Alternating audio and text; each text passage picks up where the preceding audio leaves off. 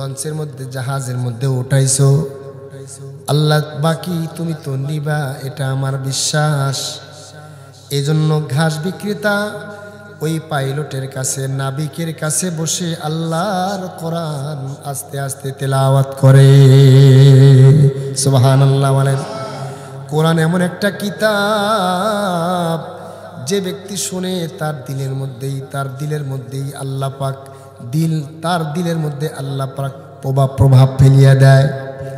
এজন্য কবি বলেন, ও জামানা মে মুআজ্জিজ থে, ও জামানা মে মুআজ্জিজ থে, হামিলে কুরআন হো কর और तुम जलीलो खार होए तारिके कुरआन होकर।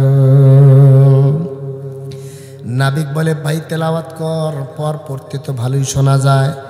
আল্লাহর বান্দা তেলাওয়াত করে, ওয়াশ-শামসি ওয়া দুহাহা ওয়াল কমারি ইযা তালাহা ওয়ান নাহারি ইযা জাল্লাহা। আল্লাহু আকবার বলেন। ওয়াল লাইলি ইযা ইয়াগশাহা ওয়াস সামাই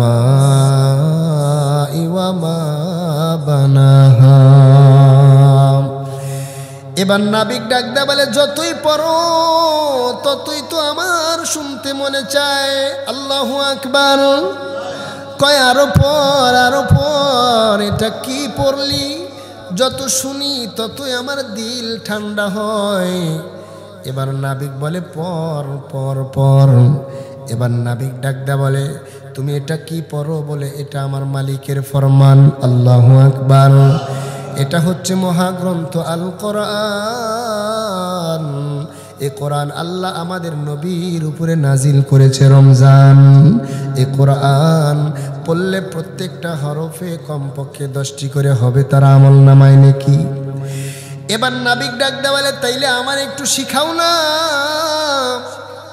কয়, তাইলে তো কালেমা পড়া লাগবে, মুসলমান হওয়া লাগবে।